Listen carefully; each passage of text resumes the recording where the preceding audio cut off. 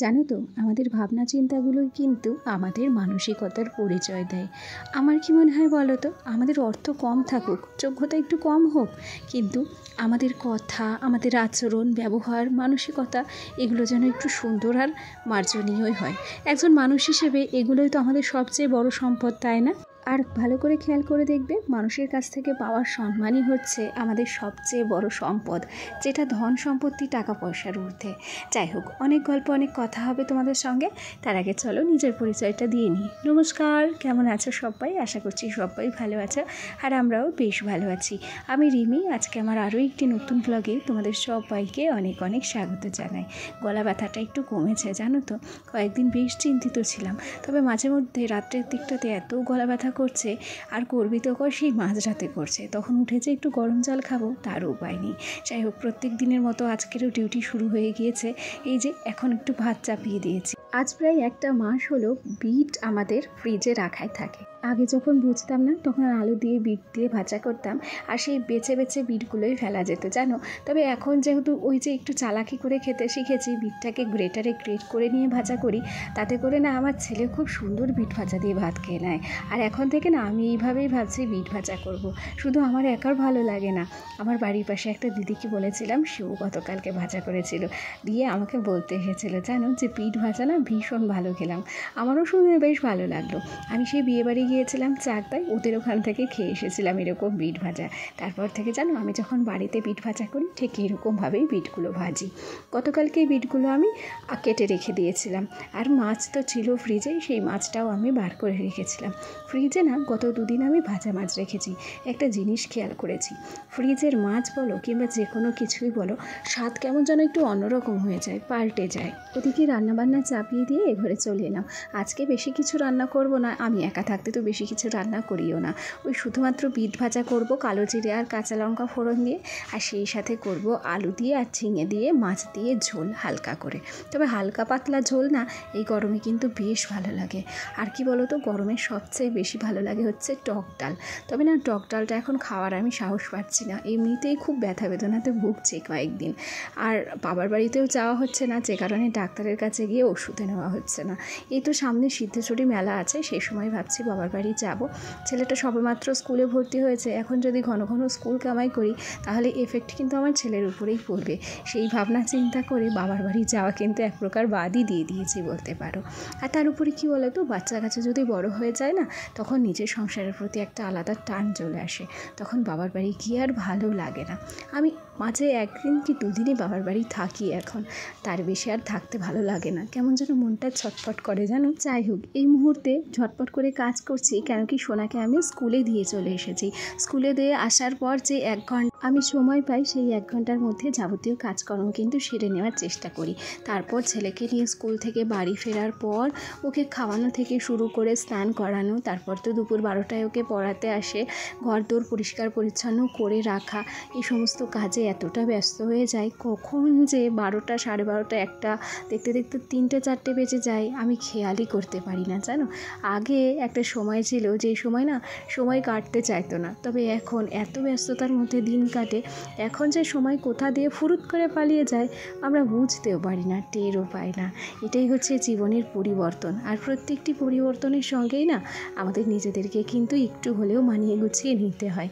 তাতে প্রথম প্রথম একটু অসুবিধা হয় ঠিকই, তারপর আমরাও নিজে অভ্যাসে অভ্যস্ত হয়ে যায়, তাই না বলো? চলো, গল্প করতে করতে মানি প্ল্যান্টগুলোতে জল দিয়ে নিয়েছি। যে পরিমাণ খরা, যে পরিমাণ তাপ, তাতে করে এখন থেকে 2 বেলা করেই মনে হয় গাছের জল দিতে হবে। গাছের গোড়ার মাটিগুলো কেমন যেন ফেটে ফেটে গেছে জানো। আর এই দেখো, এখন চলে এলাম ঘরে, কসমেটিক্সগুলো একটু ধুলো পড়েছে, সেগুলোকে ভালো করে মুছে নিচ্ছি। তবে এর পরের দিনকে না আমি এই ম্যাটটাকে চেঞ্জ করব, মানে এই পেপারটাকে চেঞ্জ করে ঘরে আমার ম্যাট আছে, ম্যাট পেতে দেবো। তবে এখন এই কদিন এরকমই থাকবে, প্রচুর কাজের চাপ যাচ্ছে, এই চাপগুলো সামলে নিই, তারপর ধীরে সুস্থে না এই টুকিটাকি কাজগুলো করা যাবে এখন। এই দেখো, এই সিঁদুরের কৌটোটা যখন আমরা বাবাস্থানে গিয়েছিলাম মানত দিতে, আমার বিয়ে ঠিক হয়েছিল, তারপরে আমার ছোটোবেলার যে মানত ছিল সেই মানতগুলো দিতে গিয়েছিলাম জামালপুরে, সেখান থেকেই কিনে আনা হয়েছিল। মার একটা, মাসির একটা, আমার ননদকে একটা দিয়েছিলাম, আর আমার কাছে একটা ছিল। আমি সেই বিয়ের পর থেকে এই কৌটোটাতেই সিঁদুর রাখি। তবে এই কৌটোটার সিঁদুর আমার খুব একটা বেশি পরা হয় না, আরও অনেক এক্সট্রা সিঁদুর আছে, সেগুলোই পরতে হয়। আর কি বলতো, সিঁদুর পরা ছোল না আমার ভীষণ ভালো লাগে। তাই আমি কি করেছি, একটা সিঁদুর পরা ছোল কিনে নিয়ে এসেছিলাম অনেক দিন আগে রূপোর, সেটা তোমাদের সঙ্গে শেয়ার করেছি। তবে এবার মনে মনে একটা ইচ্ছা আছে জানো, যে একটা রূপোর সিঁদুরদানি নেব। এটা আমার বহুদিনের শখ, কি জানি ঈশ্বর কবে পূরণ করবে এই শখটা। আমার শখ বলতে এই ছোটোখাটো শখগুলোই না পূরণ করলে আমার ভীষণ মজা লাগে, ভীষণ আনন্দ পাই আমি ছোটো ছোটো শখগুলো পূরণ করতে। চলো, গল্প করতে করতে আলনার কাপড় চাপড়গুলো কিন্তু আমি সুন্দর করে ভাঁজ করে নিয়েছি। আর তোমরা তো প্রত্যেক দিনই দেখো যে এই আলনাটা না আমি এত সুন্দর করেই গুছিয়ে রাখি গো। আচ্ছা, ভিডিওর এই পর্যায়ে এসে চলো একটা কথা না বললেই নয়, যেটা প্রায় 2-4 দিন বলা হয়নি। আমার যে সমস্ত বন্ধুরা প্রথম থেকেই আমার সাথে আছো, পাশে আছো, তোমাদেরকে অসংখ্য ধন্যবাদ জানাচ্ছি। আর আমার যে সমস্ত নতুন বন্ধুরা আজকে ভিডিওটি প্রথম দেখছো, যদি আমার এই ছোট্ট ভিডিওটি তোমাদের ভালো লেগে থাকে তাহলে অবশ্যই করে একটা লাইক করো, কমেন্ট করো। আর হ্যাঁ, তোমরা চাইলে আমার এই ছোট্ট পরিবারের একজন মিষ্টি সদস্য হয়ে আমার পাশে থেকে যে গল্প করতে করতে আলনাটাকে মুছে নিলাম, এখন ফ্রিজটাকেও কিন্তু আমি মুছে নিচ্ছি। সত্যি কথা বলি, এত সাজানো গোছানো সংসার আমার ছিল না জানো।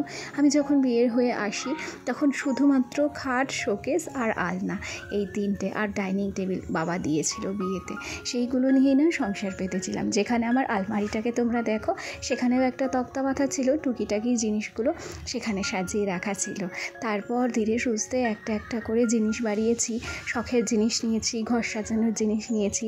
তা করতে করতে আজ আমার শূন্য থেকে সংসার কিন্তু পরিপূর্ণ হয়েছে। আসলে পরিশ্রম করলে আর একটু বুদ্ধি থাকলে সব রকমভাবেই নিজের সংসারটাকে সাজিয়ে গুছিয়ে নেওয়া যায়। তার উপরে পরিস্থিতির সঙ্গে যদি নিজেকে মানিয়ে নেওয়া যায়, তার থেকে বড় ভালো আর কোনো কিছুই হয় না। চলো, গল্প করতে করতে আমার তরকারি কিন্তু রেডি হয়ে গিয়েছে, সেটাও একটু তোমাদেরকে দেখিয়ে দিলাম। আর ছেলেকে আনতে যাওয়ার আগে না একটু সকালবেলা দুধ কর্নফ্লেক্স খেয়ে নিয়েছি। সেই উঠেছি কখন বলো তো, ভোর 4:10। আর এতক্ষণে 8:30টার সময় আমার প্রায় খিদে লেগেই গিয়েছিল, আর সামলাতে পারছিলাম না খিদে। তাই একটু দুধ কর্নফ্লেক্স গুলে ঝটপট খেয়ে তারপর রেডি হয়ে সোনাকে নিয়ে আসলাম। এরপরে একদম বিকেলের ভিডিও তোমাদের সঙ্গে শেয়ার করছি। একটু নিভো নিভো আলো দেখা যাচ্ছে, কেন কি টেবিলটা হচ্ছে এক কোনায় রয়েছে। টেবিলটাতে যে সমস্ত মানি প্ল্যান্ট, স্নেক প্ল্যান্ট ছিল সেগুলোকে সুন্দর করে মুছে নিলাম, স্নেক প্ল্যান্টে একটু জল দিয়ে নিলাম। আর তারপরেই টেবিলটাকে কিন্তু আমি নতুন করে একটু সাজিয়ে নিলাম, মানে ডাস্টিং ক্লিনিং করে নিয়েছি আর কি। এর পরের দিন ভাবছি টেবিলটাকে না ঘুরিয়ে দেব, মানে টেবিলটা রয়েছে উত্তর দিকে, টেবিলটাকে দেবো হচ্ছে পশ্চিম দিকে। সত্যি কথা বলি, আমার হাতের এই যে কন্টেনারটা দেখো না কালার করা, ওই কন্টেনারটা না আমার ভীষণ পছন্দ হয়। আমি কত কন্টেনার কালার করে ওরকম পেন্টিং করতে পারতাম, তবে হাতে একদম সময় পাই না গো, বাচ্চা কাচ্চা সামলে। সেই ভোর 4:30 থেকে রাত 10টা পর্যন্ত ননস্টপ কাজ চলতেই থাকে, তাই আর ওই সমস্ত টুকিটাকি কাজকর্ম করতে আর ইচ্ছে করে না। যতটা কম সময়ে পারি কাজগুলো কিন্তু সেরে নেওয়ারই চেষ্টা করি।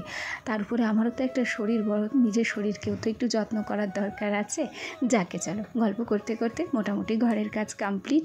শেষ মুহূর্তে ঘরটাকে আমি কিন্তু সুন্দর করে ঝাড় দিয়ে নিয়েছি। আর তারপরে এই যে পাপোশগুলোকে দেখলে, পাপোশগুলোকে খাটের সামনে পেতে দিলাম। সত্যি কথা বলি, আমার ঘর যেমনই হোক, একটা পরিপাটি ঘর দেখতে আমার কিন্তু একটা আলাদাই তৃপ্তি লাগে।